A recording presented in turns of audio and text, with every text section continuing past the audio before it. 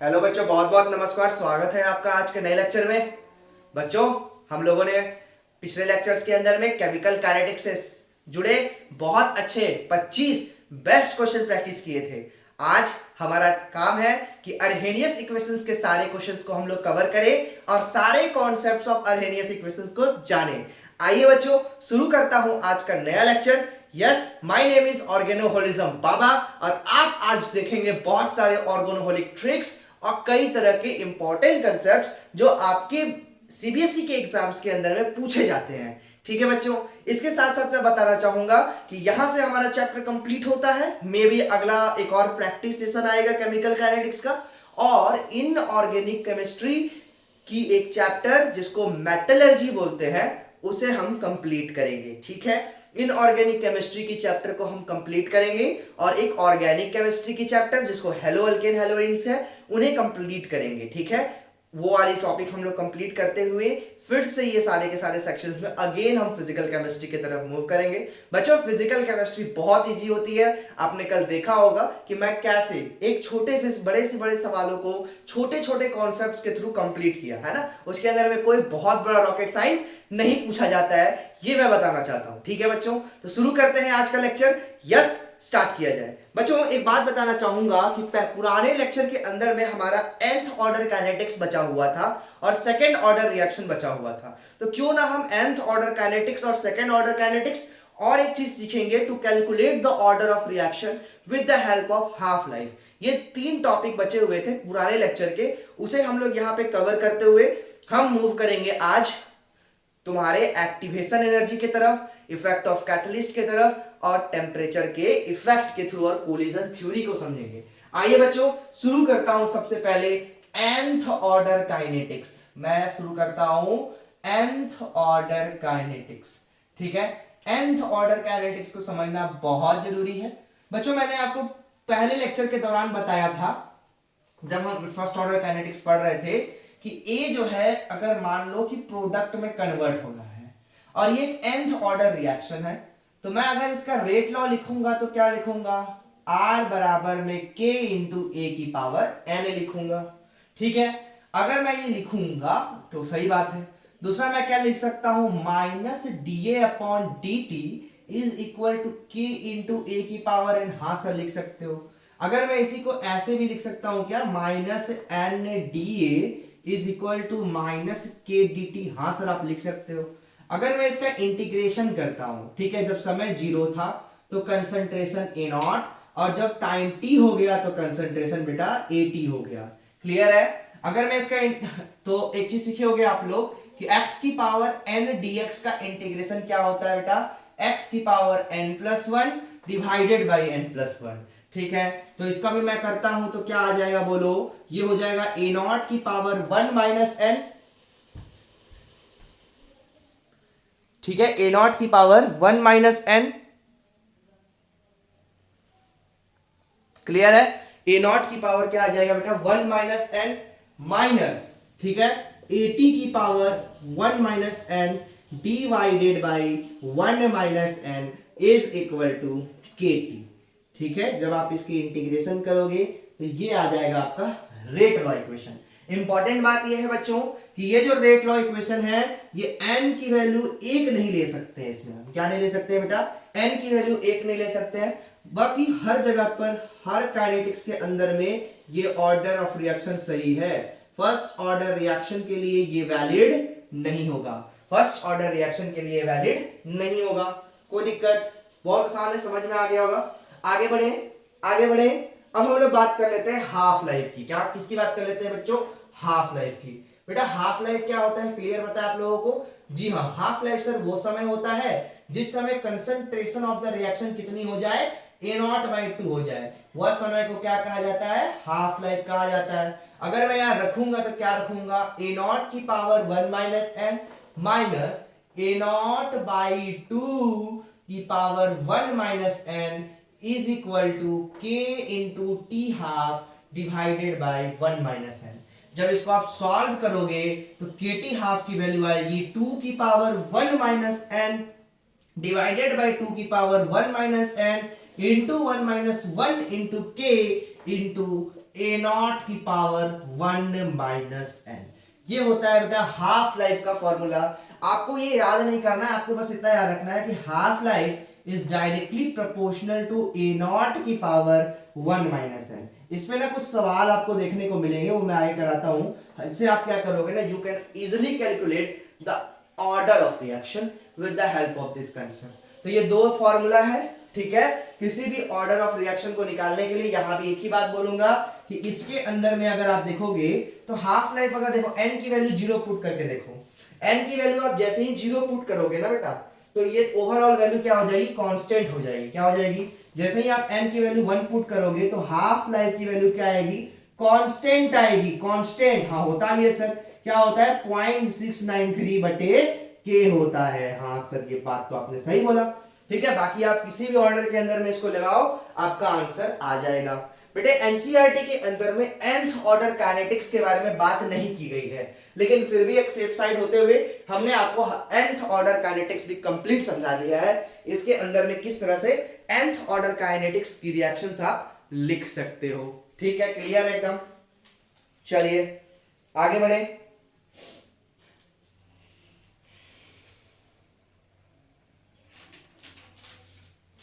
आगे बढ़े, आइए इसी के बेसिस पर हम सेकंड ऑर्डर काइनेटिक्स को डिराइव करके दिखाते हैं आपको, ठीक है। मिटा दूं, चलो मैं इसी के बेसिस पर सेकंड ऑर्डर काइनेटिक्स को डिराइव करके दिखाता हूं।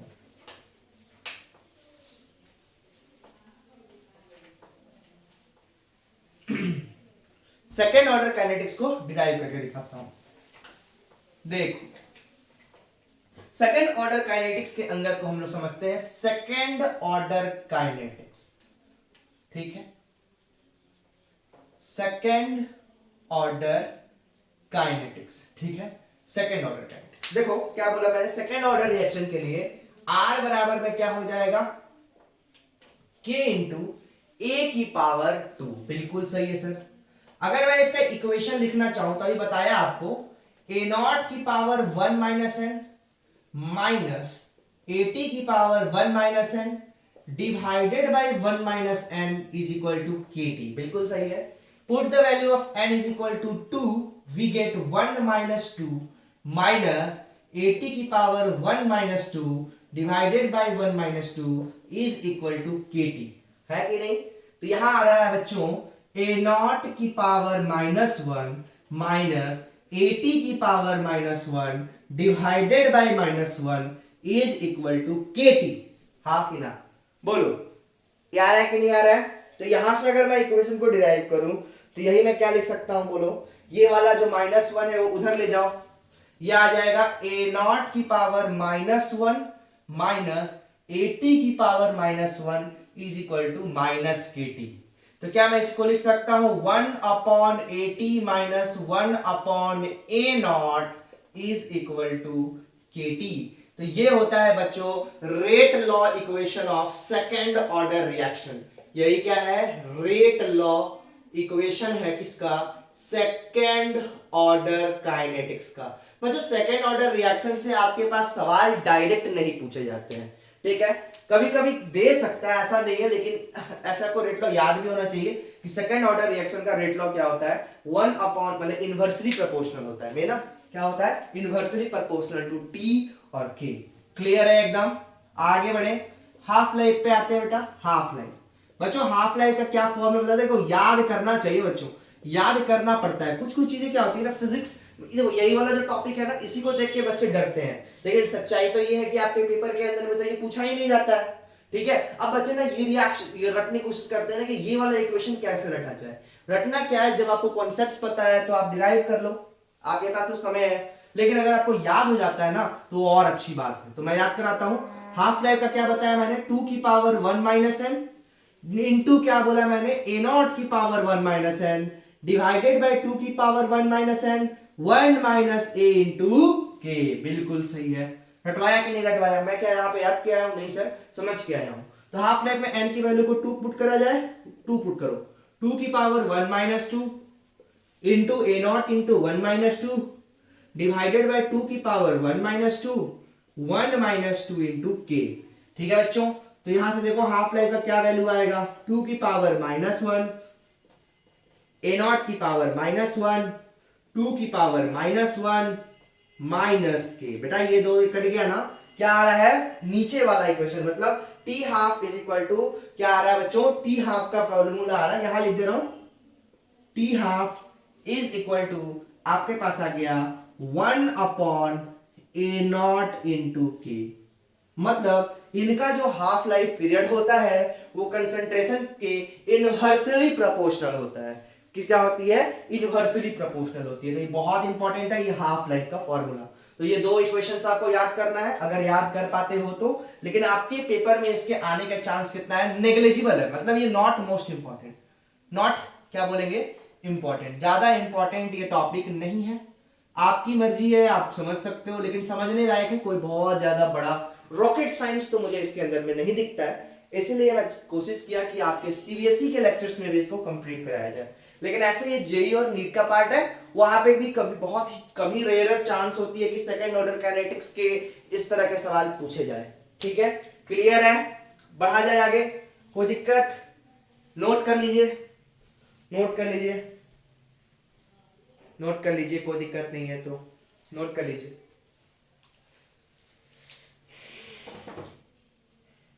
नोट कर लीजिए। चलिए बेटा, टाइम ऑफ कंप्लीटेशन की बात भी हम लोग इसी में कर ही लेते हैं। ठीक है, क्या कर लेते हैं, टाइम ऑफ कंप्लीटेशन। देखो टाइम ऑफ कंप्लीटेशन क्या होता था, टाइम ऑफ कंप्लीटेशन बच्चों, टाइम ऑफ कंप्लीटेशन वह टाइमिंग होती थी जिस समय रिएक्शन 100% कन्वर्ट हो चुका है इनटू प्रोडक्ट, है ना, reactant completely converted into product, उस समय को बोला जाता है टाइम ऑफ कंप्लीटेशन। बिल्कुल सही बात है सर। इस समय AT की वैल्यू क्या हो जाती है, 0। अब बताओ 1 minus AT minus 1 upon A naught is equal to KT था, हाँ सर। अब ये बताओ कि ये जो 1 अपॉन 80 है ये क्या हो गया, 0। 1 अपॉन 0 इज इनफाइनाइट, और इनफाइनाइट में जब किसी वैल्यू को आप माइनस या प्लस करते हो तो फिर भी तो वैल्यू क्या हो जाती है, इनफाइनाइट। तो बच्चों इसका भी जो कंप्लीटेशन का समय होता है वैसा फर्स्ट ऑर्डर के जैसा ही होता है, वो क्या होता है, इनफाइनाइट होता है। क्या होता है बेटे, इनफाइनाइट होता है। क्या होता है, इनफाइनाइट। क्लियर है एकदम, क्लियर है एकदम। आगे बढ़े, यूनिट्स निकालना चाहोगे, बताओ यूनिट्स बताया था ना मैंने, कैसे बताया था, मोल की पावर 1 माइनस एन, लीटर की पावर n माइनस 1 पर सेकेंड, है ना। तो ये क्या हो जाएगा बेटा, मोल की पावर 1 माइनस 2, लीटर की पावर 2 माइनस 1 पर सेकेंड। क्या आ गया बेटा, लीटर पर मोल पर second. This is the unit of second order kinetics. बहुत बार पूछा जाता है, और आपको बोला भी था कि ये सब बातें याद होनी चाहिए, ये बातें याद होनी चाहिए। तो ये बेसिक फॉर्मूलाज है बच्चों। एक बार मैं फिर से रिकैप्चुलेट कर देता हूं सारी बातें। अगर आपको nth ऑर्डर काइनेटिक्स का इक्वेशन लिखना हो तो आप लिखोगे, क्या लिखोगे बोलो, जब आपको nth ऑर्डर लिखना हो तो a naught into 1 minus N divided by AT upon 1 minus N divided by 1 minus n equal to KT। T half का वैल्यू बोलो 2 की power 1 minus N divided by 2 की power 1 minus N, 1 minus n into k into a not की power 1 minus N is equal to T half. कोई दिक्कत, कोई दिक्कत, T half clear है। टी हाफ की वैल्यू आप निकाल लोगे, कोई दिक्कत नहीं है इसमें। चले आगे बढ़े, आगे बढ़े, चलो और देखो जरा सा, और देखो जरा सा, और देखो जरा सा, ये हो गया बच्चों, टी हाफ का वैल्यू पता चल गया। तो ये दो इक्वेशंस आपको याद रखना है। और तीसरा फॉर्मूला क्या बताया मैंने, मोल की पावर 1 माइनस एन, लीटर की पावर n माइनस 1 पर सेकेंड। देखो ये 3 फॉर्मूलाज है टोटल, कितने बेटे, 3 फॉर्मूलाज। आप किसी भी nth ऑर्डर काइनेटिक्स के रिएक्शन को लिख सकता हूं। बस एक्सेप्शन बता दूं मैं कि ऊपर वाला जो रेट लॉ का इक्वेशन है ये n की वैल्यू 1 के लिए वैलिड नहीं है, n की वैल्यू 1 के लिए वैलिड नहीं है। ये बात आपको पता होना चाहिए कि n की वैल्यू 1 के लिए जो वैलिड नहीं है। क्लियर एकदम, आगे बढ़े, बढ़िया दिख रहा है। पहले से राइटिंग थोड़ा इंप्रूव हुआ है, ठीक है। किसी ने बोला था मुझे कि राइटिंग को थोड़ा सा सर बड़ा कीजिए, क्योंकि राइटिंग बहुत छोटी है आपकी, तो मैंने अपनी राइटिंग को भी अच्छा कर लिया। आगे बढ़ा जाए। लाइटिंग की कमी थी, शायद पहले से कुछ लाइटिंग बढ़ा होगा, और कोशिश की जाएगी जल्दी से जल्दी कि लाइटनिंग पे भी काम किया जाए। ठीक है, अभी फिलहाल मेरे पास उस तरह का इक्विपमेंट्स नहीं है, लेकिन धीरे धीरे मैं कोशिश करूंगा कि आपके पास ये भी इक्विपमेंट्स में जुगाड़ करूं। चलो समझ में आ गया, आगे बढ़े। चलिए तो बेटा अब हम लोग सीखने जा रहे हैं हाफ लाइफ मेथड, ठीक है ना, to calculate the order of reaction. बहुत ही छोटी सी बात है, कोई बहुत बड़ी बातें नहीं करेंगे हम लोग, ठीक है, क्योंकि इस पे सवाल आने के चांसेस आपके पास बहुत कम है। जो थे वो मैंने बता दिए हैं, ठीक है, जो थे वो मैंने आपको पहले ही बता दिया था। अब कोई खास इसके अंदर में क्वेश्चंस पूछने लायक नहीं बचा है। बस जो पूछने वाला टॉपिक है वो अब स्टार्ट करूंगा, इफेक्ट ऑफ टेम्परेचर और कोलिजन थ्योरी। देखो बच्चों, एक बीच और समझ लेते हैं हम लोग ठीक है, क्या समझना था हमें? मुझे क्या बताना था अभी? मुझे बताना था किसके बारे में बताना था, बताओ जरा सा। हाँ, हाफ लाइफ मेथड के बारे में, ठीक है, half life method to calculate, half life method to calculate order of reaction. ठीक है बच्चों, ऑर्डर ऑफ रिएक्शन के कैलकुलेशन के लिए आप हाफ लाइफ मेथड का कैसे यूज कर सकते हो। ठीक है बच्चों, देखो एक बात समझना, इसके अंदर में समझाया क्या जाता है कि मान लेना है कि इनिशियली, ठीक है ना, जब हाफ लाइफ कुछ T1 था तो कंसंट्रेशन किसी का A1 था, और जब हाफ लाइफ किसी का A2 था तो कंसंट्रेशन, सॉरी, हाफ लाइफ जब T2 था तो कंसंट्रेशन A2 था। बेटे मैंने बताया कि जो हाफ लाइफ होता है वो कंसंट्रेशन की पावर 1 माइनस n पे डिपेंड करता है। तो हम यहाँ पे क्या T1 by T2 is equal to A1 by A2 की पावर 1 माइनस n लिख सकते हैं? हाँ सर आप लिख सकते हो। देखो सवाल कैसे आएंगे, सवाल कुछ ऐसा दिया रहेगा कि आपके पास एक बॉक्स बना देगा, वो क्या कर देगा, एक बॉक्स बना देगा, ठीक है, यहां पर, यहां लिख देगा इनिशियल कंसंट्रेशन और यहां लिख देगा हाफ लाइफ। क्या लिख देगा बेटा? Half life. क्लियर? मान लो कि यहां दे रखा है 3 मोलर 5 मोलर, ठीक है, 3 मोलर 5 मोलर, ये कुछ दे रखा है 3 मोलर 5 मोलर। एक बार मैं देख लेता हूं क्या डेटा था ताकि सवाल में दिक्कत ना हो। 1 और 3 था, 5 और 15 था, ठीक है, 1 molar 3 molar 5 minute 15 minute. Clear? ठीक है, 1 मोलर 3 मोलर 5 मिनट 15 मिनट। अब आपको पता करना है ऑर्डर ऑफ रिएक्शन। कैसे पता करोगे बच्चों? तो ये T1 है, ये T2 है, ये A1 है, ये A2 है, तो T1 by T2 is equal to A1 by A2 की पावर 1 माइनस n। T1 बता दो 5, ये कितना है सर 15, इज इक्वल टू ये बता दो 1, ये कितना है 3 की पावर 1 माइनस n। तो 1 बाई 3 इज इक्वल टू क्या आ रहा है बेटा? 1 बाई 3 की पावर 1 माइनस n। मतलब देखो यहाँ पे दोनों की वैल्यू 1 है, तो पता होगा आपको कि same base equating power, same base equating power, तो 1 minus n is equal to 1, तो n is equal to plus 1 minus 1। ठीक है, तो n की वैल्यू कितनी आ गई बेटा? 0। मतलब ये रिएक्शन जीरो ऑर्डर काइनेटिक्स का है। ठीक है, ये कौन सा रिएक्शन है?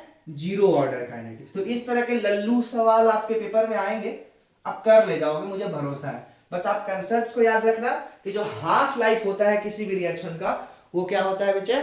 वो तुम्हारा A1 बाई A2 की पावर 1 माइनस n पर डिपेंड करता है। क्लियर है एकदम? आगे बढ़े, कोई दिक्कत? चलिए भैया स्टार्ट करते हैं बेटा एक और टॉपिक, ठीक है, जो कि बहुत इंपॉर्टेंट है, फेमस है और आपके पेपर के अंदर में पूछा जाता है। ठीक है, और वो टॉपिक्स को हम लोग कंप्लीट करने जा रहे हैं जो आपके पेपर में पूछा जाता है। तो हम शुरू कर रहे हैं आगे। चलिए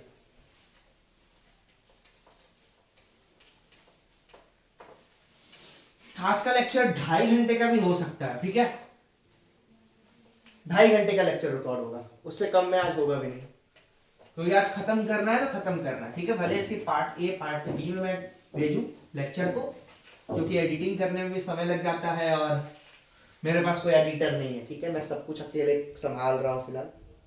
right now we are ready to do some important topics.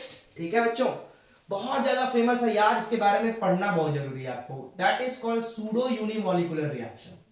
Are you knowing about the pseudo unimolecular reaction? है ना, जैसे कि बोलते हैं ना कि कुछ लोग जो होते हैं ना वो रियल में अमीर होते हैं, जैसे मुकेश अंबानी हो गया, है ना, मुकेश अंबानी है, अडानी है, ये क्या है, रियल अमीर है।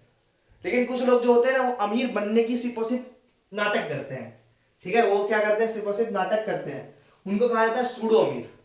उसी प्रकार से ये वह रिएक्शन होती है, ठीक है, वैसे ही कुछ रिएक्शंस होते हैं जो कि अपने आप को फर्स्ट ऑर्डर के जैसा दिखाते हैं, लेकिन एक्चुअली में वो फर्स्ट ऑर्डर रिएक्शन नहीं होते हैं, ठीक है, एक्चुअली में वो फर्स्ट ऑर्डर रिएक्शन नहीं होते हैं, लेकिन वो अपने आप को फर्स्ट ऑर्डर के जैसा दिखाते हैं। तो ऐसा रिएक्शन क्या कहलाता है, सूडो यूनिमोलिकुलर रिएक्शन।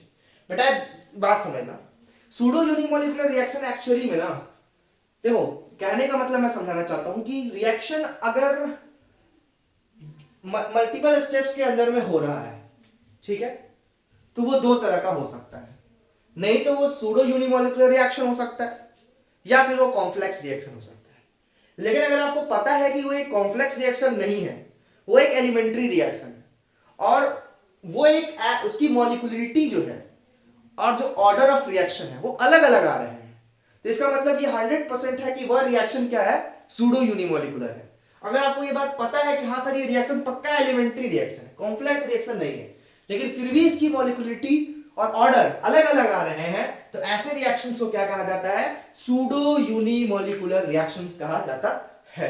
तो बच्चों इसका डेफिनेशन लिखो, these are those reactions, these are those reactions, या वह रिएक्शंस होते हैं, ठीक है, these are those reactions which molecularity, जो मॉलिक्यूलरिटी होती है वो क्या होती है, greater than, sorry, molecularity is equal to 1। Molecularity क्या होती है बच्चों, ये वो रिएक्शंस होती हैं जिनकी मॉलिक्यूलरिटी एक से अधिक होती है but order is equal to 1। ऐसे रिएक्शंस को वो क्या कहते हैं, सूडो यूनिमोलिकुलर रिएक्शन कहते हैं।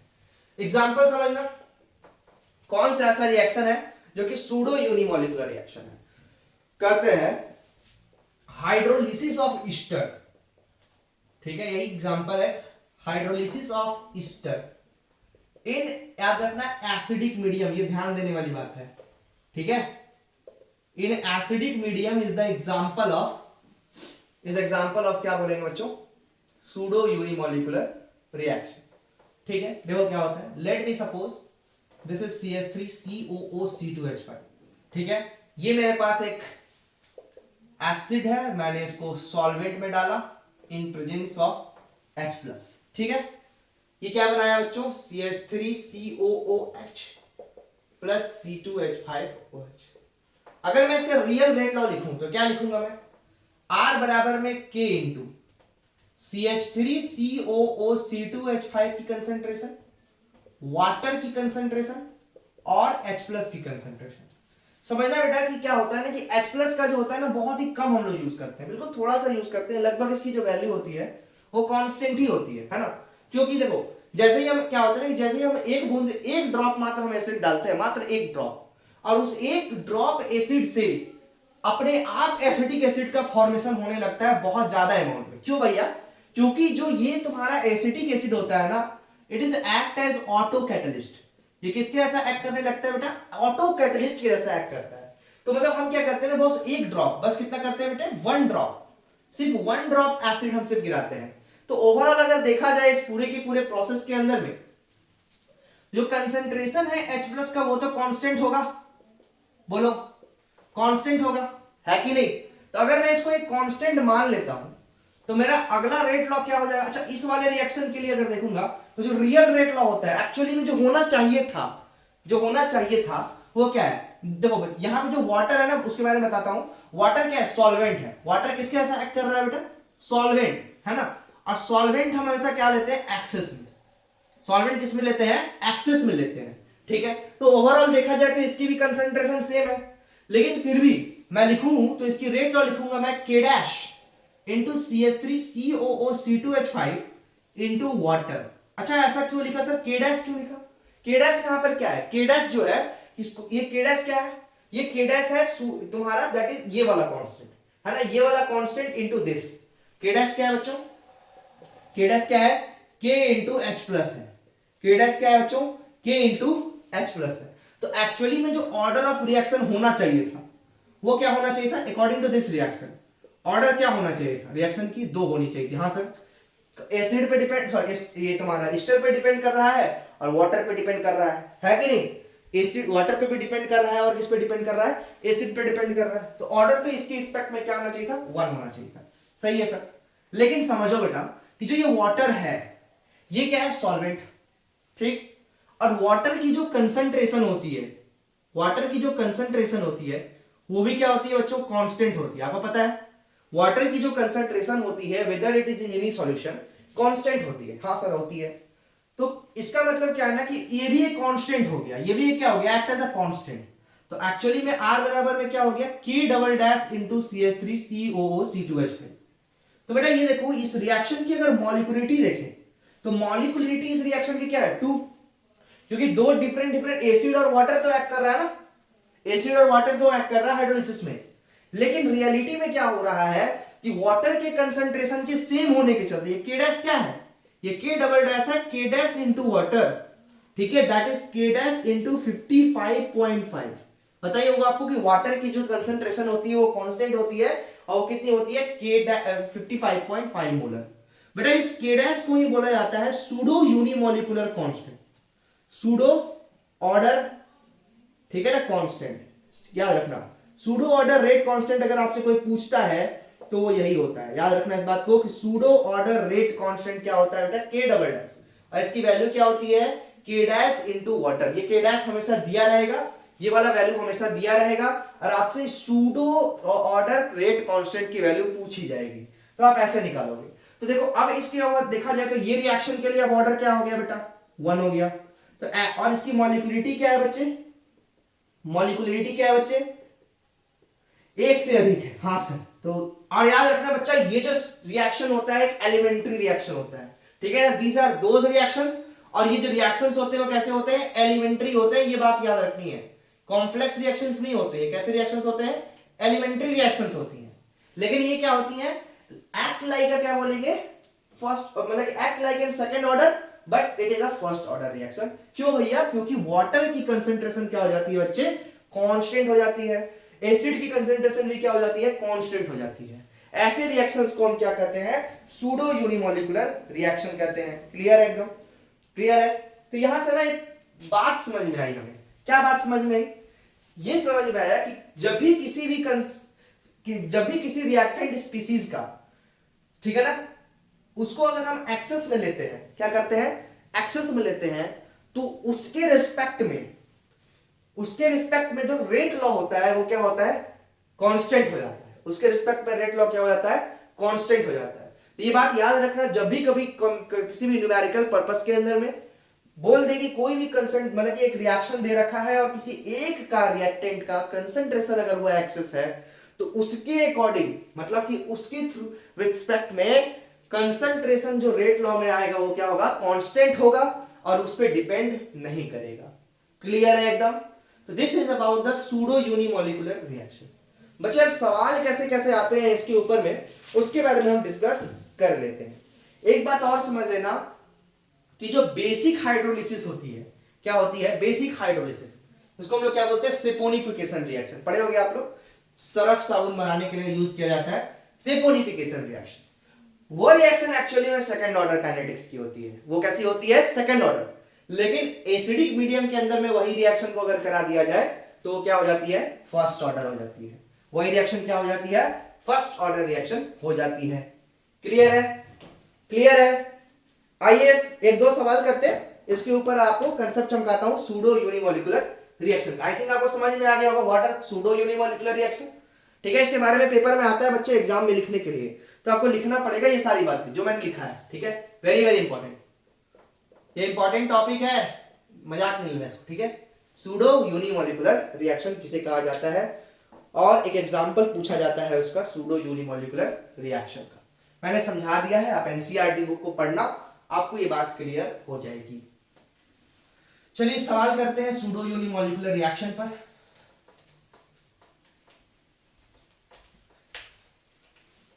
आई थिंक मेरे बताने का तरीका आप लोगों को समझ में आ रहा होगा, ठीक है। अगर समझ में आ रहा है तो देखो, अच्छी तरह से समझो।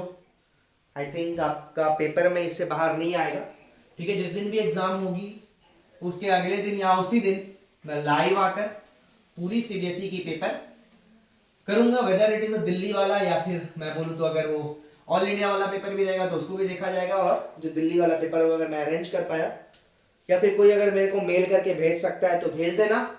मेरा ईमेल आईडी भाई सबको याद होगा, या फिर वहां डिस्क्रिप्शन बॉक्स में हमेशा लिखा रहता है, वो है aditya.srava4598@gmail.com, ठीक है। आप इसके ऊपर पे या फिर इसकी जो ऑफिशियल है दैट इज ऑर्गन हॉलिज्म, ठीक है ना, @gmail.com पे आप मुझे अपना फीडबैक फॉर्म फीडबैक वगैरह आप दे सकते हो, ठीक है। ये दोनों ईमेल आईडीज मेरे हैं। इन दोनों ईमेल आईडीज पर अगर आप अपना फीडबैक दोगे तो मैं इंप्रूव करने की कोशिश करूंगा कि कैसा कैसा कंटेंट आपको चाहिए और क्या मेरे पढ़ाए हुए चीज आपको समझ में आ रहा है और क्या आप इसको अप्लाई कर पा रहे हो अपने कंसेप्ट के अंदर में या नहीं, वो मुझे जानना है, ठीक है। तो अगर कोई रेगुलर व्यूअर है मेरे चैनल का तो जरूर इसके ऊपर में देखे, ठीक है। मेरी ये ईमेल आईडीज हैं, इन दोनों ईमेल आईडीज को लिखो, ठीक है। इस ईमेल आईडीज के ऊपर में आप लोग मुझे अपना फीडबैक शेयर कर सकते हो। क्लियर है? तो स्टार्ट करते हैं बेटे क्वेश्चंस के ऊपर में, ठीक है। क्वेश्चंस को मैं दिखा देता हूं आपको। तो देखो यहां पर भैया पहला सवाल आपके टीवी स्क्रीन पर ये रहा, ठीक है। क्वेश्चंस मैं याद करके नहीं आता हूं, आपको पता है।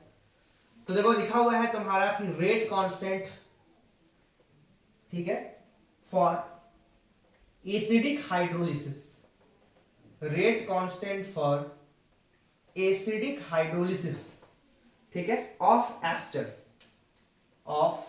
एस्टर इज 2 इंटू 10 की पावर -3, ठीक है, लीटर पर मोल पर सेकेंड, ठीक है। देखो ये सेकंड ऑर्डर काइनेटिक्स का ही तुम्हारा ओवरऑल देखो ऑर्डर दे रखा है, पता चल रहा है ना ये कि किसका होगा, सेकंड ऑर्डर रिएक्शन का है, ठीक है। Find the pseudo order,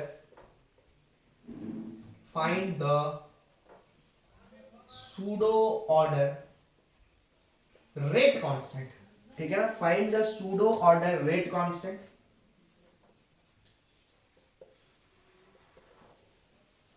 for this reaction, for this reaction, ठीक है, फॉर दिस रिएक्शन। तो क्या आप इसको सॉल्व कर पाओगे? मैंने आपको पहले ही बता दिया है कि what do you mean by pseudo order rate constant, और हमेशा कहते बताया था ना कि सेकंड ऑर्डर काइनेटिक्स का के दिया रहेगा। तो आपको बताया गया था कि के डबल डैश की वैल्यू के डैश इंटू 55.5 पे होती है। आप सॉल्व कर पाओगे? के डैश की वैल्यू दे रखा है 2 इंटू 10 की पावर -3, के डबल डैश क्या हो जाएगा 2 इंटू 10 की पावर -3 इंटू 55.5। बच्चों ये आ गया क्या, के डबल डैश। के डबल डैश की जो यूनिट होगी वो क्या होगी, आपको समझ में आ गया, क्योंकि ये फर्स्ट ऑर्डर के जैसा यूनिट होगा तो हम क्या लिख देंगे, पर सेकेंड। क्लियर है? समझ में आया कैसा सवाल आ रहा है आपके एग्जाम में? कर लोगे? कितना आ जाएगा ये 111 इंटू 10 टू द पावर -3 आ जाएगा लगभग। समझ में आ गया भैया? चलिए अब स्टार्ट करने जा रहे हैं बच्चों कोलिजन थ्योरी, ठीक है। कोलिजन थ्योरी एक्चुअली में मैंने ओवरऑल पढ़ा भी दिया है, लेकिन फिर भी एनसीईआरटी के अंदर में थोड़ी बातें लिखी हुई है ना, उसी के थ्रू उसने इफेक्ट ऑफ टेम्परेचर को समझाया है। तो हम लोग कोलिजन थ्योरी वाले क्वेश्चन को कवर कर लेते हैं।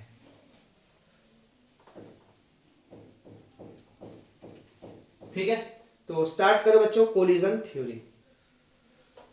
थ्योरेटिकल पॉइंट्स हैं ये सारे के सारे पॉइंट्स आपसे डायरेक्ट नहीं पूछे जाते हैं पेपर के अंदर में, लेकिन हाँ ये सारे पॉइंट्स इंपॉर्टेंट जरूर हैं, ठीक है। कोलिजन थ्योरी, तो स्टार्ट करते हैं बच्चों। कोलिजन थ्योरी आप समझना कि कोलिजन थ्योरी क्या होती है और कोलिजन थ्योरी के पॉइंट्स क्या हैं, क्या हाइलाइट्स हैं कोलिजन थ्योरी की, ठीक है। तो पहला पॉइंट बोलता है कि ये जो थ्योरी होती है ये सिंपल बाइमोलिकुलर रिएक्शन के लिए वैलिड होती है. This theory is applicable, this theory is applicable for simple bimolecular, ठीक है, सिंपल बाइमोलिकुलर रिएक्शंस. ठीक है, ये जो थ्योरी है वो सिंपल बाइमोलिकुलर रिएक्शन के लिए वैलिड होती है. ठीक है, सिंपल बाइमोलिकुलर रिएक्शन. ठीक है, अकॉर्डिंग टू दिस थ्योरी, या थ्योरी ये बोलती है, अकॉर्डिंग टू दिस थ्योरी, ये सारी बातें मैंने आपको बता चुका हूं. ठीक है, बस उसको रिकैप्चुलेट कर रहा हूं. अकॉर्डिंग टू दिस थ्योरी, ठीक है, reactant molecules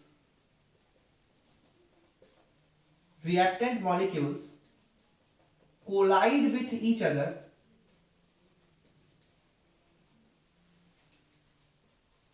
collide with each other, ठीक है, collide with each other due to which a chemical reaction takes, जिससे क्या होता है, केमिकल रिएक्शन हो पाता है. उसी को क्या कहते हैं बच्चों, कोलिजन थ्योरी कहा जाता है. ठीक है, क्लियर है बच्चे. इस थ्योरी को समझने के लिए आपको एक टर्म डिफाइन करने मिलेगा जिसको कहा जाता है कोलिजन फ्रीक्वेंसी. क्या कहा जाता है, कोलिजन फ्रीक्वेंसी Z. ठीक है, या A से भी कभी कभी इसको रिप्रेजेंट किया जाता है. बच्चे कोलिजन फ्रीक्वेंसी क्या है, ये होता है नंबर ऑफ कोलिजन्स. ये क्या होता है, total number of the collision, total number of collisions between the gases, between the, क्या बोलेंगे, between the gas molecules, between the gas molecules per unit area, per unit time and per unit, ठीक है ना, per unit time, per unit volume.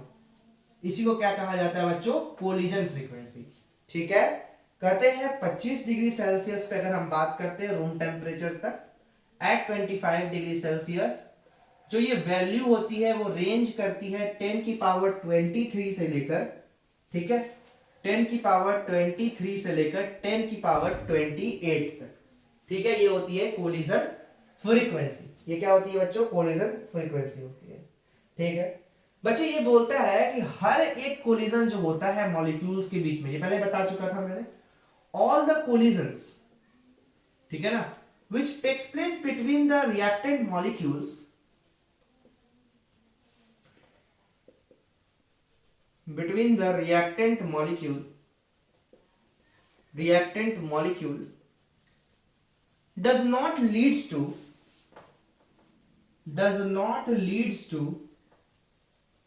ठीक है ना, formation of product. ये पहले बताया था ना कि सारे कोलिजन्स ऐसे नहीं होते हैं जिससे क्या हो, प्रोडक्ट बने. ठीक है, the collision which is called, ठीक है, जिससे कन्वर्जन होता है, वह collision, those collisions which lead to the formation of product, which leads to formation of product, ठीक है, formation of product is called effective collision. उसे क्या कहा जाता है बच्चे, इफेक्टिव कोलिजन कहा जाता है. क्या ये बात मैंने आपको स्टार्टिंग के लेक्चर्स में नहीं बताया था जब मॉलिक्यूलरिटी बता रही थी. ठीक है, ठीक है. अब बच्चे ये इफेक्टिव कोलिजन क्या होता है, इसके बारे में आपको बताया था मैंने कि दो बातें होती हैं. एक होता है एनर्जी क्राइटेरिया और दूसरा क्या होता है, that is known as orientation criteria. बताया था मैंने कि दो क्राइटेरियाज होती हैं, एक को बोलते हैं that is called energy criteria, और दूसरा होता है, इसे क्या कहते हैं हम लोग, तुम्हारा, दैट इज नोन एज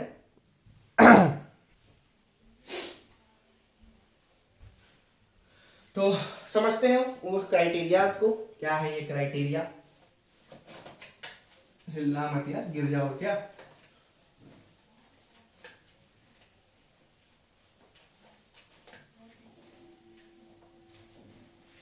चलो,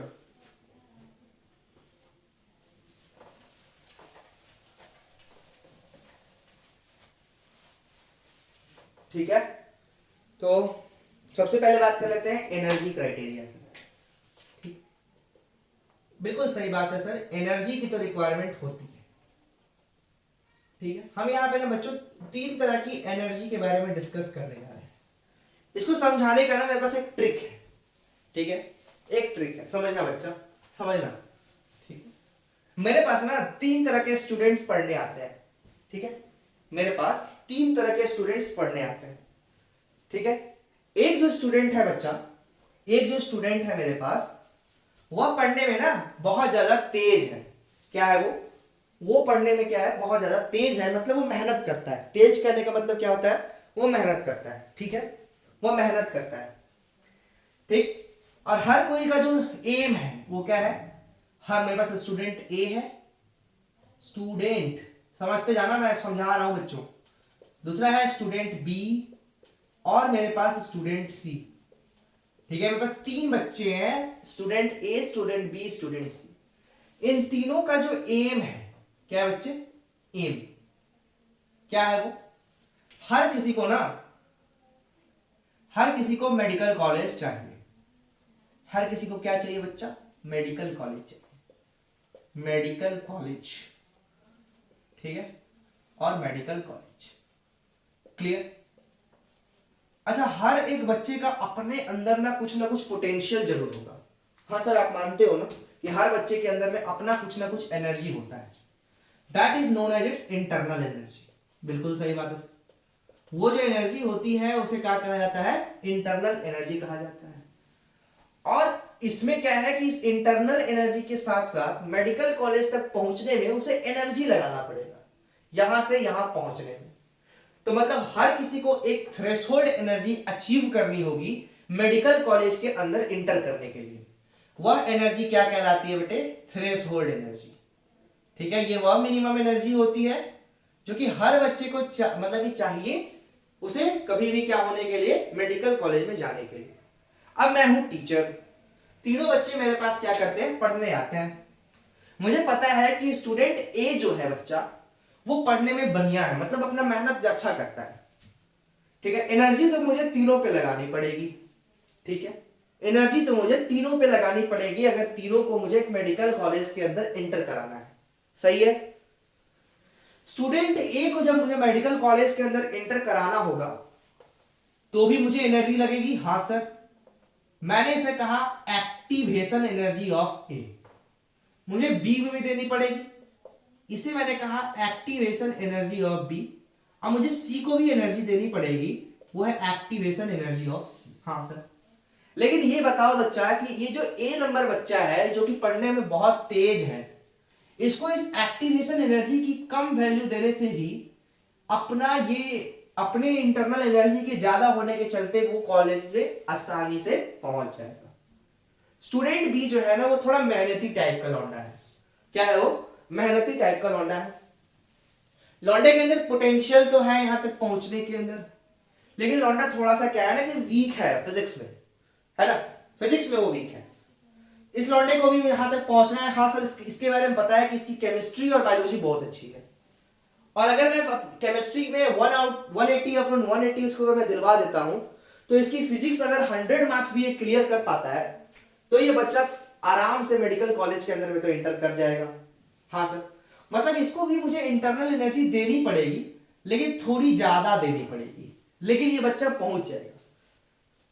और हम बात कर लेते हैं स्टूडेंट सी, आप लोग जैसे, है ना, ऐसे बच्चे जिनको क्या है, पढ़ने लिखने से कोई मतलब नहीं है।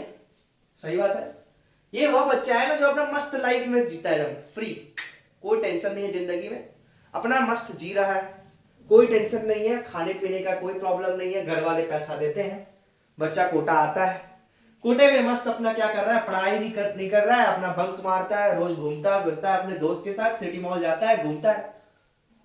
ठीक है, पीडब्ल्यू टावर जाता है, पीडब्ल्यू टावर में जाके थोड़ा सा मजा ले लेता है, समझ, है ना, वहां पे जो डिफरेंट टाइप्स ऑफ मॉन्यूमेंट्स बने हुए हैं वहां जाता है, वो घूमता है। तो ये बच्चे के अंदर में ना बहुत ज्यादा इंटरनल एनर्जी मुझे लगानी पड़ेगी अगर इस बच्चे को मुझे मेडिकल कॉलेज के अंदर में इंटर कराना है। ठीक, तो बच्चा हर किसी के अंदर में अपना एनर्जी तो फिक्स है, और ये वो एनर्जी है जो कि मुझे लगानी, मतलब यहां तक आने के लिए इतना एनर्जी चाहिए बढ़ने के लिए।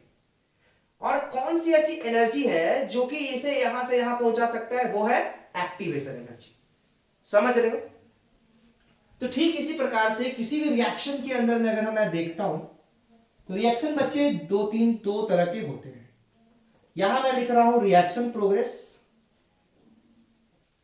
ठीक है, और यहां मैं लिख रहा हूं पोटेंशियल एनर्जी, जो कि सबके अंदर में होती है, जो कि इंटरनल एनर्जी होती है किसी भी सिस्टम की। ठीक है बच्चे, एक तरह का रिएक्शंस होते हैं, ठीक है, वह रिएक्शंस होते हैं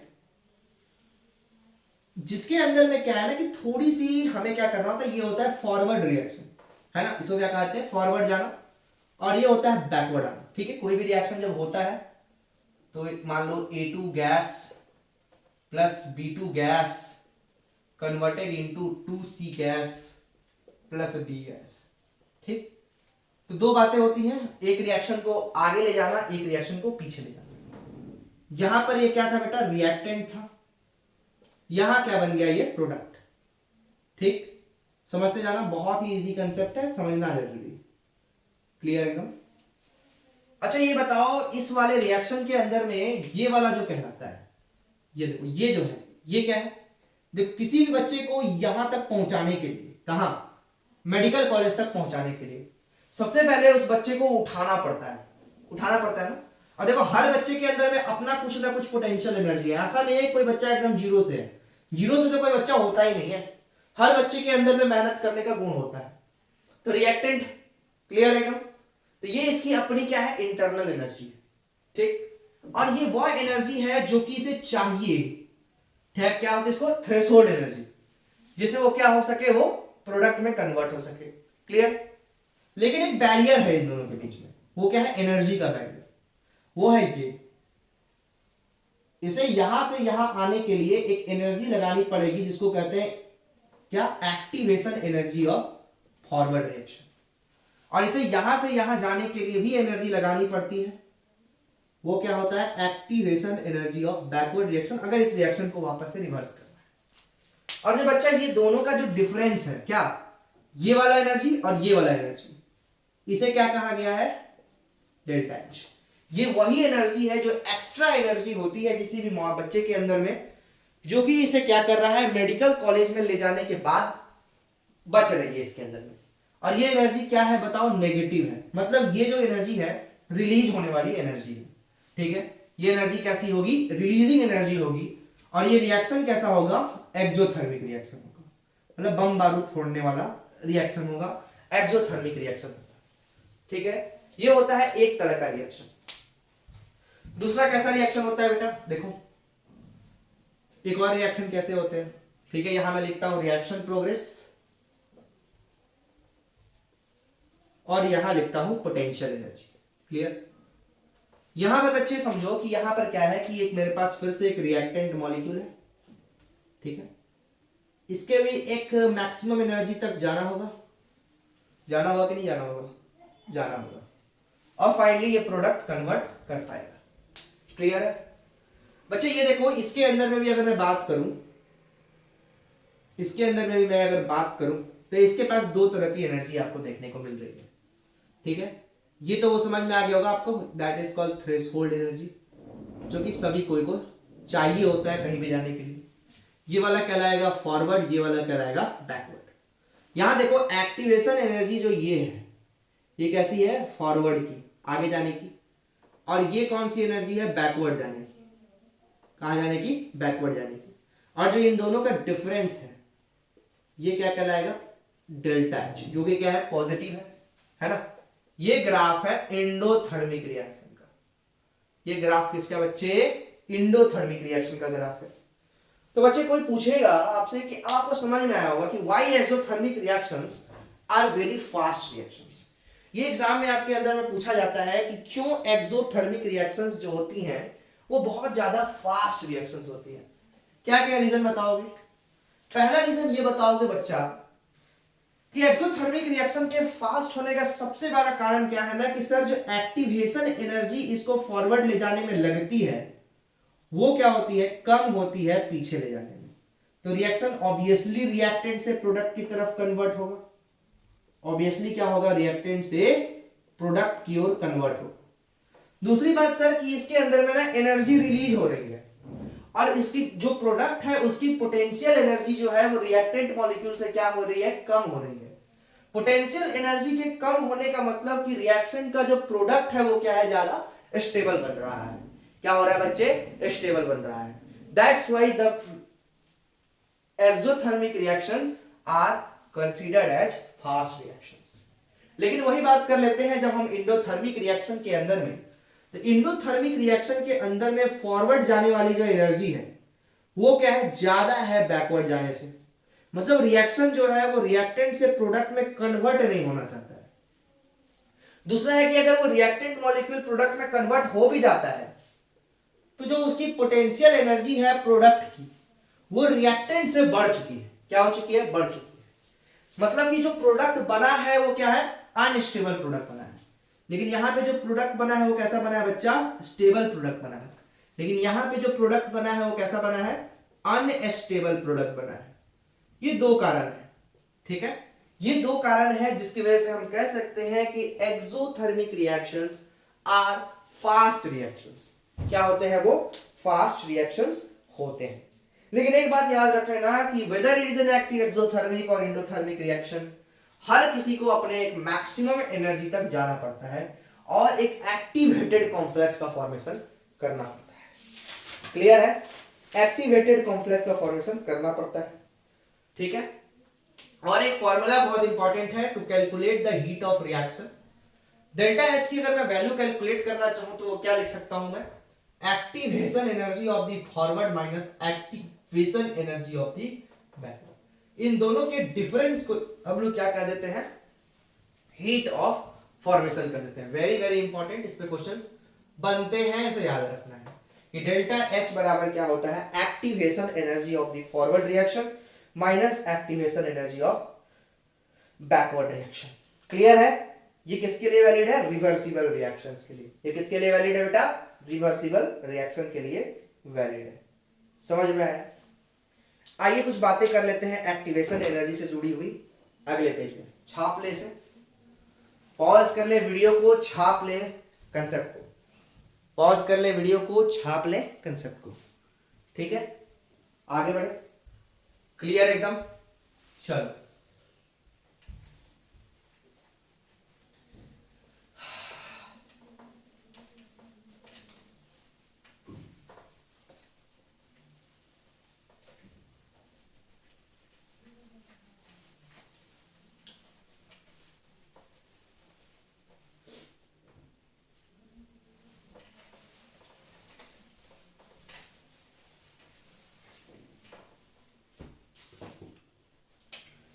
तो हम बात करने जा रहे हैं एक्टिवेशन एनर्जी की, क्योंकि इसकी डेफिनेशन पूछी जाती है आपके पेपर में।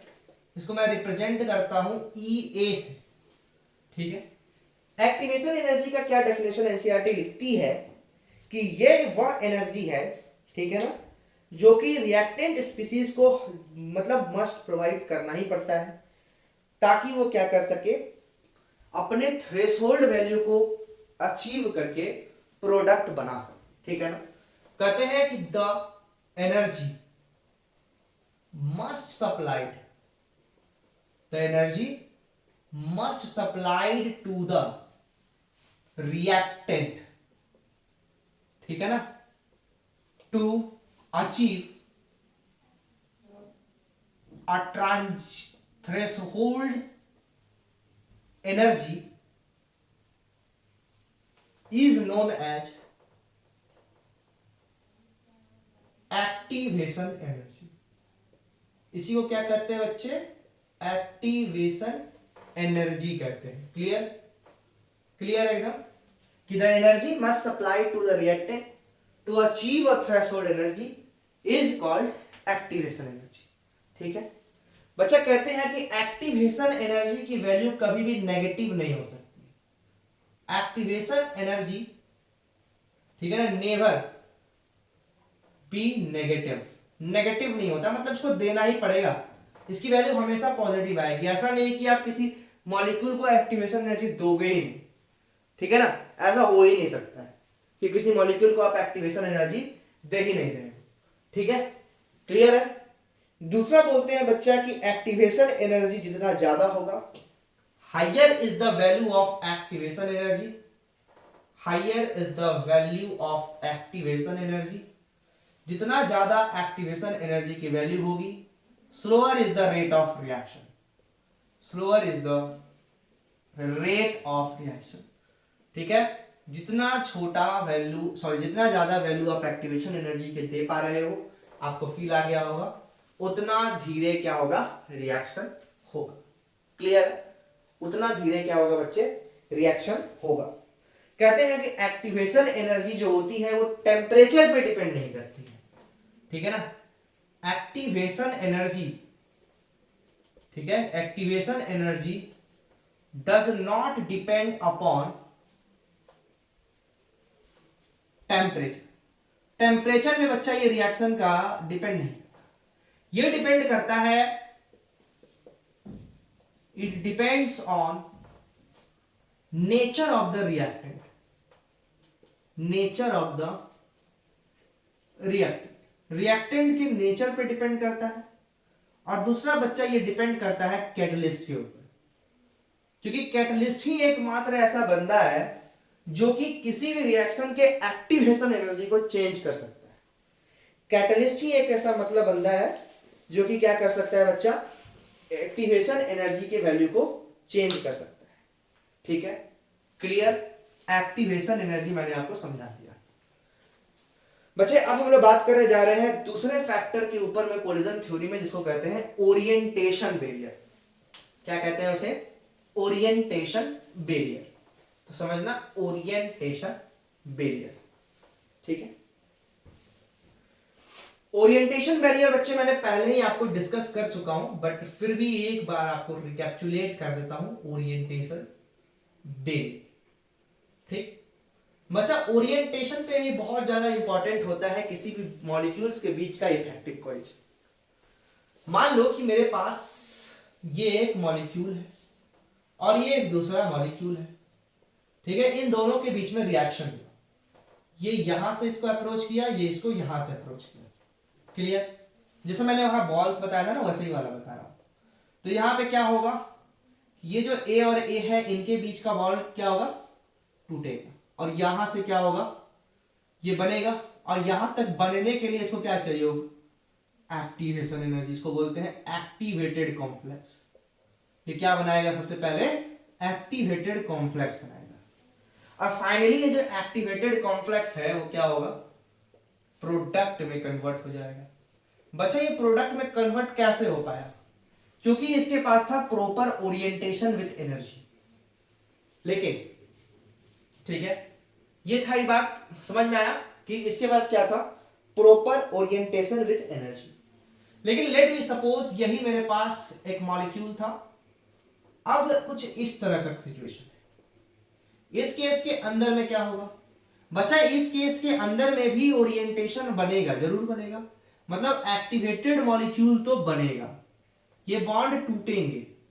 लेकिन बच्चा एक बात समझना कि ये जो बॉन्ड टूटेगा ना, लेकिन ओरिएंटेशन के बढ़िया ना होने के चलते ये क्या बन गया, एक्टिवेटेड कॉम्प्लेक्स। लेकिन यहां से क्या होगा, प्रोडक्ट नहीं बन सकता है, प्रोडक्ट नहीं बन सकता है ड्यू टू ओरिएंटेशन बैरियर। तो किसी भी मॉलिक्यूल्स के बीच में कोलिजन होने के लिए सबसे इंपॉर्टेंट बात क्या है बच्चा, ओरिएंटेशन। अगर वो perfectly head on head collision नहीं होगा तो कभी भी रिएक्टेंट प्रोडक्ट में कन्वर्ट नहीं हो सकता है। समझ में आ रहा। एनसीईआरटी ना इसी को एक बढ़िया एग्जांपल के थ्रू बताती है, वो है SN2 रिएक्शन, ठीक है। इसी को वो किसके फॉर्म में बताती है, SN2 रिएक्शन। देखना जरा SN2 रिएक्शन के अंदर में वो क्या बताती है, क्लियर बच्चा। वो बताती है एनसीईआरटी कि जब हम 1 डिग्री अल्काइल हैलाइड को लेते हैं और इसका रिएक्शन जब हम NaOH के साथ करते हैं तो हमको क्या मिलता है, अल्कोहल मिलता है, ठीक है, प्लस NaCl बनता है, ठीक। बच्चा मान लो कि इसकी जो ओरिएंटेशन है, ध्यान सुनना, ठीक है, ये मेरे पास हाइड्रोजन है, ये मेरे पास हाइड्रोजन है, ये मेरे पास हाइड्रोजन है, और ये मेरे पास क्लोरीन है, ठीक है, और ये है मेरे पास न्यूक्लियोफाइल दैट इज OH-, ठीक है। बच्चा इसकी अगर ओरिएंटेशन बढ़िया होगी तो ये यहां से बैक साइड से आसानी से इस कार्बन को इलेक्ट्रिक मतलब कि बैक साइड से अटैक कर पाएगा, और ये अटैक करके क्या बनाएगा, सबसे पहले एक्टिवेटेड कॉम्प्लेक्स बनाएगा। जैसा कि आपको पता है क्या बनता है बेटे, एक्टिवेटेड कॉम्प्लेक्स बनता है ना, क्या बनता है, एक्टिवेटेड कॉम्प्लेक्स बनता है। इसी को क्या बोलते हैं, एक्टिवेटेड कॉम्प्लेक्स। अब फाइनली जो ये एक्टिवेटेड कॉम्प्लेक्स होता है, इसमें होता है वॉल्डन्स इन्वर्जन, और क्या मिल जाता है हमको, फाइनल प्रोडक्ट मिल जाता है। क्लियर है, क्लियर है, ये क्या मिल जाता है हमको, फाइनल प्रोडक्ट मिल जाता है with the help of Walden's inversion. लेकिन अगर ये ओरिएंटेशन बढ़िया से ना हो, अगर इसको अच्छे तरह से ये क्या हो कि ओरिएंटेशन ना मिले, तो क्या ये न्यूक्लियोफाइल जाकर इस कार्बन पर क्या अटैक कर पाएगा, नहीं कर पाएगा। और अगर कार्बन पे अटैक नहीं कर पाएगा तो ट्रांजिशन स्टेट सही बन पाएगी, नहीं बन पाएगी। और अगर ट्रांजिशन स्टेट सही नहीं बन पाएगी तो प्रोडक्ट बन पाएगा, नहीं बन पाएगा। समझ में आ रहा है, क्लियर है एकदम। तो ये एनसीईआरटी एग्जांपल देती है अपने SN2 रिएक्शन के थ्रू, ठीक है। बच्चे दो सवाल हैं, ठीक है, मेरे मन में, पूछ लूं, पूछ लेता हूं। क्वेश्चन नंबर 1 है बच्चों की, फॉर अ इंडोथर्मिक रिएक्शन, ठीक है, for endothermic reaction which is correct, ठीक है। ऑप्शन नंबर ए है डेल्टा H जो है वो एक्टिवेशन एनर्जी से कम होता है, डेल्टा H जो है वो एक्टिवेशन एनर्जी से ज्यादा होता है, डेल्टा H जो है वो एक्टिवेशन एनर्जी से ज्यादा होता है, या फिर any of the above is true, और इससे समझा मुझे। ये पहला सवाल है। दूसरा सवाल है कि for exothermic reaction, for exothermic reaction, ठीक है, which is correct. Option same है, ठीक है। पहला option delta H less than activation energy, delta H is equal to activation energy, delta H greater than activation energy, और D है any of the above, कुछ भी हो सकता है। ये दो सवाल ना आपके लिए मैं चॉकलेट प्रॉब्लम्स के थ्रू रखता हूं, ठीक है। ये चॉकलेट प्रॉब्लम है, जो जो ये चैप्टर क्वेश्चन को कर पाएंगे उनको मेरे तरफ से मिलेगा हर्ट और एप्रिसिएशन, और नेक्स्ट वीडियो में उसकी नाम कॉल की जाएगी, ठीक है। देखा जाता है क्या हो पाता है। अगर आप ये सवाल कर पाओगे तो आपका नाम जरूर से जरूर क्या होगा, आपके नेक्स्ट वीडियो में जरूर ली जाएगी, ठीक है। चॉकलेट प्रॉब्लम है, दोनों को आप लोगों को ट्राई करना है, दोनों होमवर्क देता हूं मैं। अगले वीडियो में whether it is practice session और इनऑर्गेनिक का कोई चैप्टर आए तो उसके अंदर में मैं इस दोनों टॉपिक को, क्वेश्चंस को कवर करूंगा। क्लियर है, क्लियर है बच्चों। तो शुरू करता हूं next topic that is effect of catalyst on the reaction, ठीक है। ये जो कैटलिस्ट होते हैं इनका क्या इफेक्ट होता है रिएक्शन के ऊपर में, ठीक है। कैटलिस्ट का इफेक्ट जानना बहुत जरूरी होता है। कैटलिस्ट किस तरह से रिएक्शन को इनिशिएट करते हैं या फिर इनहिबिट करते हैं, ठीक है। इनहिबिटर्स के बारे में भी जानेंगे। चलो लिखो जरा सा, हेडिंग लगाओ, third topic that is effect of catalyst. Catalyst के बारे में बहुत ज्यादा डिटेल में हम लोग सरफेस केमिस्ट्री पे बात करेंगे। उससे पहले हम यहाँ पर कैटलिस्ट की सिंपल सिंपल बातें कर लेते हैं जो कि इस चैप्टर से लिंक है, ठीक है। कैटलिस्ट सेकंड है बच्चा इसी थ्योरी के अंदर that is effect of catalyst, ठीक है। कैटलिस्ट का क्या इफेक्ट होता है, सबसे पहले बताओ what do you mean by catalyst, ठीक है। कैटलिस्ट क्या होता है बच्चा कैटलिस्ट जो होता है ना, ये कोई भी सबस्टांस हो सकता है, ये मेटल हो सकता है या फिर कुछ हो सकता है, कोई भी सबस्टांस हो सकता है जो कि रिएक्शन की रेट को क्या करे, अल्टर कर दे। ठीक है, उसी को हम लोग क्या कहते हैं, catalyst. Catalyst are those substances which can alter the rate of reaction। ठीक है, कैटलिस्ट वह सबस्टांस होते हैं जो कि रिएक्शन के रेट को अल्टर कर सकते हैं, पहला बात। दूसरा बच्चा कहते हैं कि catalyst can increase the rate of reaction. Increase the rate of reaction, rate of reaction को बढ़ा भी सकते हैं। उन्हें कहा जाता है पॉजिटिव कैटलिस्ट।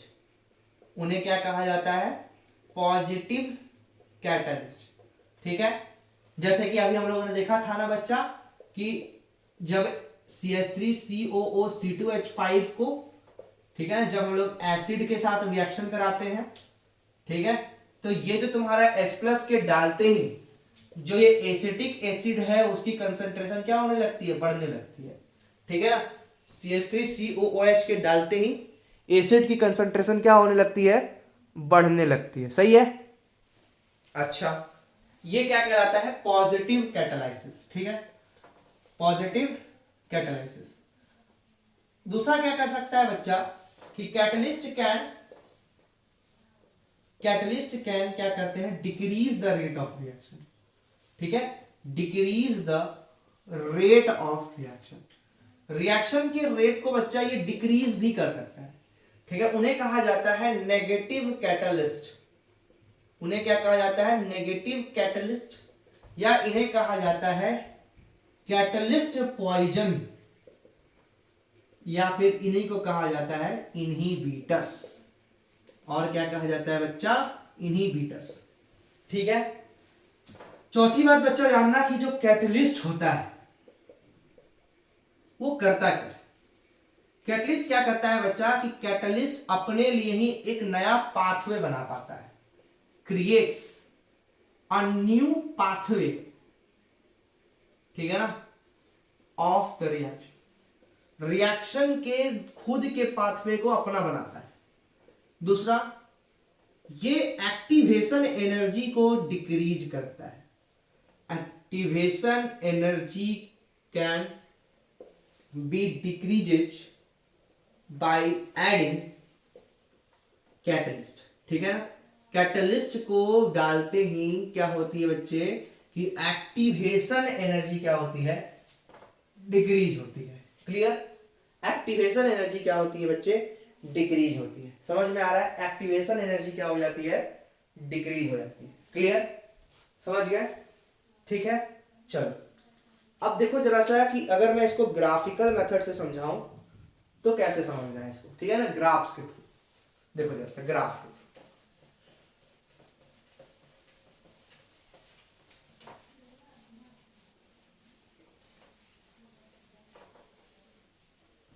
ग्राफ के थ्रू देखो, वही वाला ग्राफ बना रहा हूं मैं जिसके अंदर में इधर प्रोग्रेस ऑफ रिएक्शन है। ठीक है, प्रोग्रेस ऑफ रिएक्शन, और इधर की ओर है पोटेंशियल एनर्जी। एक बार रिएक्शन हुआ, प्रोडक्ट में कन्वर्ट हो गया। ठीक है, ये जो था रिएक्शन प्रोडक्ट में जो कन्वर्ट हुआ इन एब्सेंस ऑफ कैटलिस्ट हुआ। क्या हुआ बच्चे, एब्सेंस ऑफ कैटलिस्ट। जब कैटलिस्ट हमने डाला पॉजिटिव कैटलिस्ट, तो ये अपने लिए एक न्यू पाथवे बनाया और प्रोडक्ट में कन्वर्ट कर पाया। और जब मैंने इनहिबिटर डाला तो इसने क्या किया, एक्टिवेशन एनर्जी को बढ़ा दिया और फाइनली प्रोडक्ट में कन्वर्ट कर दिया। तो तीन बातें हैं बच्चा। ठीक है, ये तीन बातें हैं, समझना कि ये तीनों के तीनों जो है बच्चे, ये तीनों के तीनों अलग अलग एक्टिवेशन एनर्जी को दिखा रहे हैं, है ना। ये वाला ग्राफ क्या है, इन प्रेजेंस ऑफ इनहिबिटर। ठीक है, इनहिबिटर के प्रेजेंस में ये ग्राफ बना। ये कब बना, इन एब्सेंस ऑफ कैटलिस्ट, और ये क्या है, इन presence of catalyst, in presence of catalyst.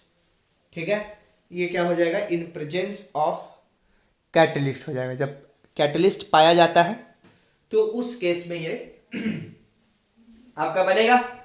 Clear है? तो यही बोल रहा हूं। इंटरेस्टिंग बात याद रखना बच्चा कि जो डेल्टा एच आएगा तीनों में, activation energy of forward minus activation energy of backward without catalyst is equal to activation energy in presence of catalyst.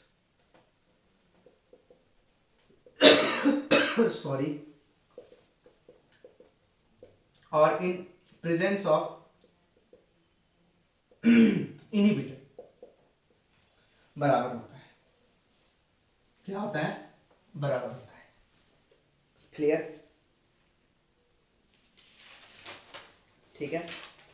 Catalyst की एक और खासियत समझना कि जो कैटलिस्ट होता है ना, कैटलिस्ट डज नॉट इफेक्ट, ठीक है, ये कभी भी थर्मोडायनेमिकल किसी भी पैरामीटर पे कोई इफेक्ट नहीं डालता है।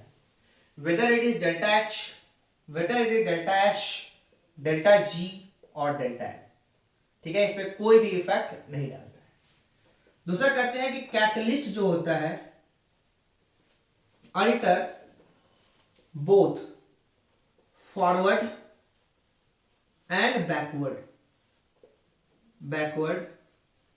ठीक है ना। कैटलिस्ट जो होता है ये बराबर अल्टर करता है किसको, फॉरवर्ड और बैकवर्ड रिएक्शन को, ठीक है ना, टू सेम एक्सटेंट।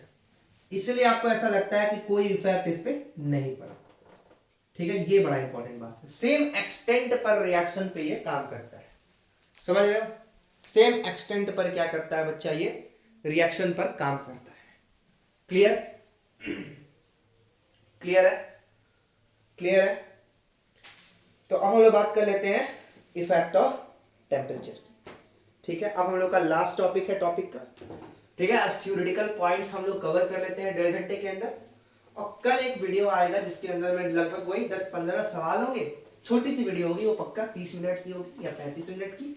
उस वीडियो के अंदर में हम अर्हेनियस इक्वेशन से जुड़ी हुई सारे सवाल को प्रैक्टिस कर लेंगे। क्लियर है? अभी हम लोग थ्योरेटिकल पॉइंट्स को खत्म कर देते हैं यार, ताकि आपका ये चैप्टर खत्म हो जाए, आप रिवाइज करके आ सकें। इफेक्ट ऑफ टेम्परेचर, ठीक है। अब अच्छा, टेम्परेचर से क्या इफेक्ट पड़ता है रेट ऑफ रिएक्शन पे, ये समझना बच्चा कि बहुत ही इंपॉर्टेंट बात लिखने जा रहा हूं जो कि बहुत ज्यादा इंपॉर्टेंट है, ठीक है। इसको आप मार्क करके रखना, इंपॉर्टेंट बात है। बात क्या है, कहते हैं कि on increasing the temperature for both exothermic हो या फिर इंडोथर्मिक हो,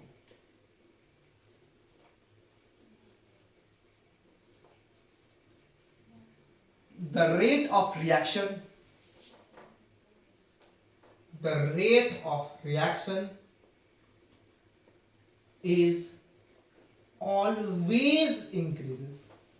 ये डिपेंड ही नहीं करता है कि रिएक्शन एक्सोथर्मिक है या इंडोथर्मिक, टेम्परेचर के बढ़ाने से आपका रेट ऑफ रिएक्शन क्या होगा, बढ़ेगा ही बढ़ेगा, ठीक है। आपका रेट ऑफ रिएक्शन क्या होगा, बढ़ेगा ही बढ़ेगा। अब यहां पे एक टर्म डिफाइन कर रहा हूं मैं, जिसे कहा जाता है टेम्परेचर कोफिशिएंट। क्या कहा जाता है बच्चे? टेम्परेचर कोफिशिएंट म्यू से रिप्रेजेंट करते हैं इसको। किसे रिप्रेजेंट करते हैं? म्यू से, म्याओ म्याओ, ठीक है, म्याओ से रिप्रेजेंट करते हैं। ये जो टेम्परेचर कोफिशिएंट है ये क्या बताता है, ये एक्चुअली में रेशियो है। क्या है? एक रेशियो है जो बताता है कि जो टेम्परेचर 10 डिग्री सेल्सियस बढ़ाने पर क्या हुआ और जो टेम्परेचर था उस पे क्या होगा। इन दोनों के रेशियो को हम लोग क्या कहते हैं? टेम्परेचर कोफिशिएंट कहते हैं, ठीक है ना। क्लियर है? इसी को हम लोग क्या कहते हैं? टेम्परेचर कोफिशिएंट कहते हैं। और जो टेम्परेचर कॉफिशिएंट है वो जनरल बात अगर करते हैं तो कहते हैं कि टेम्परेचर कॉफिशिएंट को कैसे डिफाइन किया जाता है, कहते हैं on increasing the temperature by 10 degree Celsius, the rate of reaction increases by 2 to 3 times. ये होता है is called temperature coefficient of the reaction. इसी को क्या कहते हैं बच्चा, टेम्परेचर कोफिशिएंट ऑफ रिएक्शन कहा जाता है। ठीक है, तो लेट मी सपोज पहले का कुछ कंसंट्रेशन मतलब कि बाद में कुछ रेट K2 हो गया और पहले K2 K1 था। तो अगर आपको रेट का पता करना है तो आप क्या करोगे, mu into delta T by 10 कर दोगे, जहां पे डेल्टा टी क्या है, डेल्टा टी है बच्चा कि कितना टेम्परेचर में चेंजेस आया, इनिशियल माइनस फाइनल में क्या चेंज आया, फाइनल माइनस इनिशियल में वो। अब म्यू क्या है, म्यू जनरली अगर नहीं दिया हो तो आप 2 रखोगे, if not given in a reaction. अगर गिवन नहीं है तो आप समझोगे कि जो टेम्परेचर कॉफिशिएंट है वो 2 गुना बढ़ा, और वहां से आपको कंपेयर करने बोला जाता है कि इतना टेम्परेचर के बढ़ाने से हमारा रेट ऑफ रिएक्शन कितना गुना बढ़ गया है। ठीक है ना। अब जो रेट कांस्टेंट की वैल्यू है वो किस तरह से डिपेंड करती है, ये पूछा जाता है कि किस तरह से रेट कांस्टेंट का वैल्यू चेंज हुआ। ठीक है, ये वाला बात है, याद रखना इस बात को। क्लियर है। जनरली भाई याद रखना कि म्यू की वैल्यू जो होती है वो 3 से बड़ी या छोटी और 2 से हमेशा क्या होगी, बड़ी होगी। क्लियर है, क्लियर है। इसी बात को समझाने के लिए ना बच्चा, इसी बात को समझाने के लिए कि टेम्परेचर बढ़ाने से क्या होता है, ठीक है ना, फ्रैक्शन ऑफ द मॉलिक्यूल्स बढ़ जाते हैं। उसी को समझाने के लिए एक साइंटिस्ट आए जिनका नाम था मैक्सवेल। ठीक है, और उन्होंने दिया मैक्सवेल बोल्ट्जमैन डिस्ट्रीब्यूशन कर्व। क्या दिया उन्होंने, मैक्सवेल बोल्ट्जमैन डिस्ट्रीब्यूशन कर्व और एनर्जी कर्व। तो क्या था मैक्सवेल बोल्ट्जमैन, ठीक है ना, एनर्जी डिस्ट्रीब्यूशन। आज पहला वीडियो आई थिंक हमारा चैनल पे है जो कि 1 घंटा 1.5 घंटे का होगा। ठीक है, कोई बात नहीं। तो बच्चा मैं यहां पे रख रहा हूं fraction of A molecule,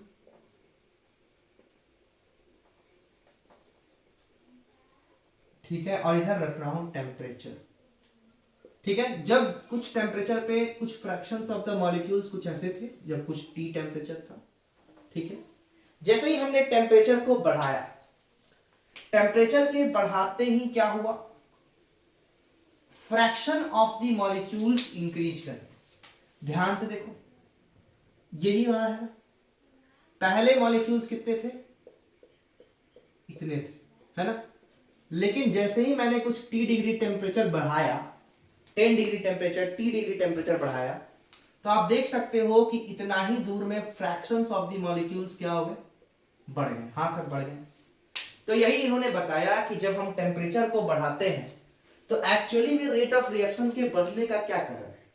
temperature के बढ़ाने से मतलब कि रेट ऑफ रिएक्शन के बढ़ने का एक ही कारण है, यहां मैं एनर्जी लिख रहा था, मेरे को गलती हो गया। ठीक है, वो क्या है कि फ्रैक्शन ऑफ द मॉलिक्यूल्स का बढ़ जाना। उतने ज्यादा मॉलिक्यूल शिफ्ट हो जाते हैं और उतना फ्रैक्शन ऑफ द मॉलिक्यूल बढ़ जाता है, जिसकी वजह से रेट ऑफ रिएक्शन क्या हो जाती है, बढ़ जाती है। ठीक है ना, क्या हो जाता है, fraction of activated molecule increases. Clear है क्या? ये है मैक्सवेल्स बोल्ट्जमैन डिस्ट्रीब्यूशन। आइए स्टार्ट करते हैं इस चैप्टर का लास्ट टॉपिक। थोड़ा स्पीड ले लूं मैं, कोई दिक्कत नहीं है। ठीक है ना, अर्हेनियस इक्वेशन।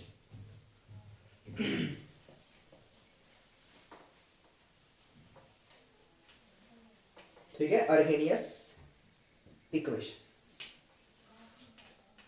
तो अर्हेनियस नाम के जो साहब थे, ये जो अर्हेनियस नाम के जो चचा थे, इन्होंने ना टेम्परेचर के साथ रिलेशन दिया कुछ, और जो रिलेशन था वो क्या था, के बराबर में ए इंटू ई माइनस ये अपॉन आर टी, जहां पे के है रेट कांस्टेंट, ए है अर्हेनियस पैरामीटर, ए क्या है बेटा, अर्हेनियस पैरामीटर, या इसी को बोलते हैं कोलिजन फ्रीक्वेंसी, इसी को क्या कहते हैं, कोलिजन फ्रीक्वेंसी। ये तो समझ में आ ही रहा होगा, एक्टिवेशन एनर्जी, और आर क्या है, यूनिवर्सल गैस कांस्टेंट है, ठीक है ना। इसकी वैल्यू याद है सब कोई को, पहला हो सकता है तुम्हारा 25/3 जूल पर मोल पर केल्विन, या फिर 2 कैलोरी पर मोल पर केल्विन, ठीक है। टी क्या है, टेम्परेचर है, किसमें होता है, केल्विन।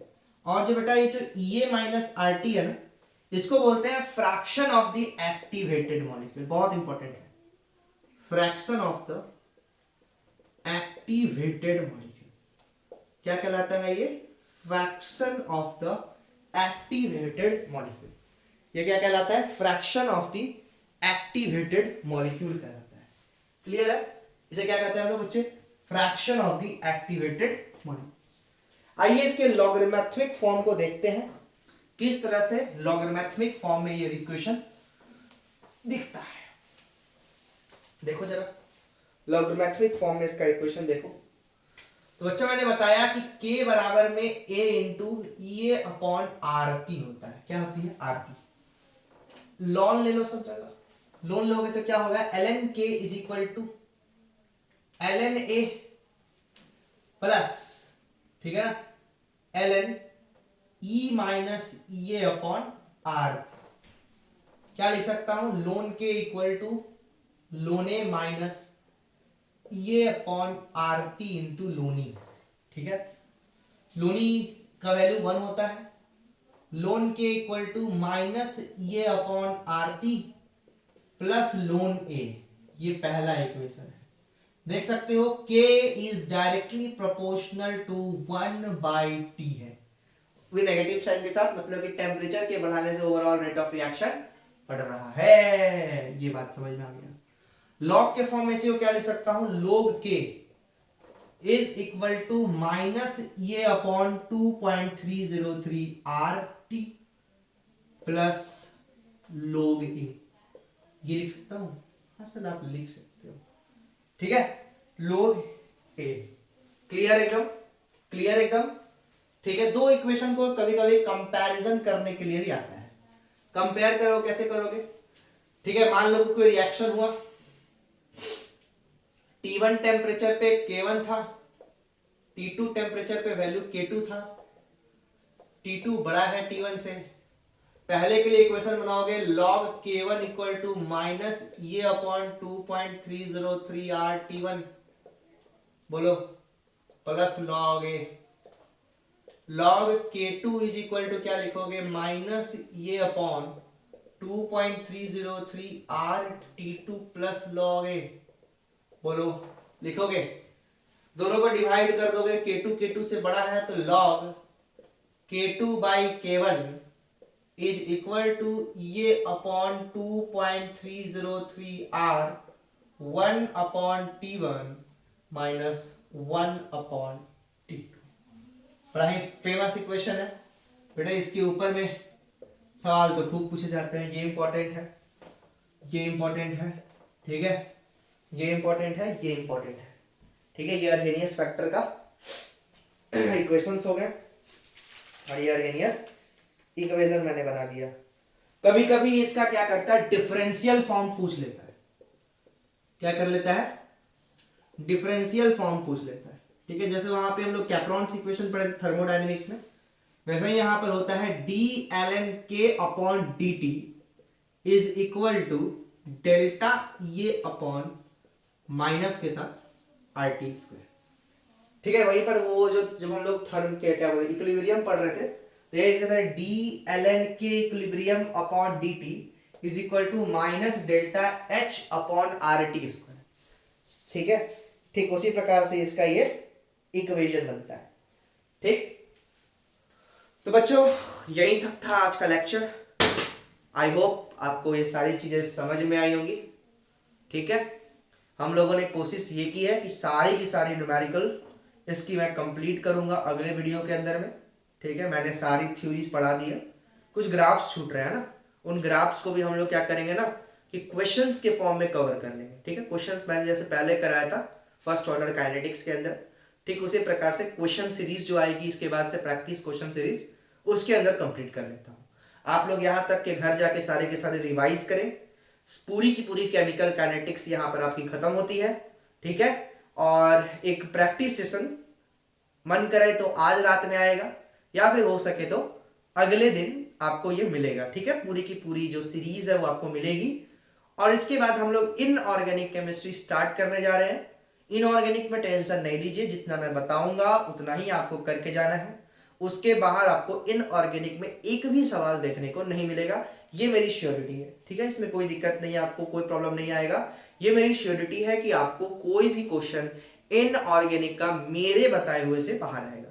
फिर भी एक बार आप एनसीईआरटी बुक को जरूर पढ़ें, लेकिन मैं कोशिश ये करूंगा कि आपकी सीबीएसई की जितने भी एनसीईआरटी बेस्ड क्वेश्चंस हैं वो सारे क्वेश्चंस को मैं यहाँ डिस्कस कर लूं, ताकि आपका 2023 का पेपर में कोई प्रॉब्लम नहीं हो। तो नमस्कार बच्चों, ठीक है, आप पढ़ाई करते रहो और बढ़िया मेहनत करो, नंबर लाओ। जय हिंद, नमस्कार, सत श्री अकाल, जय हो।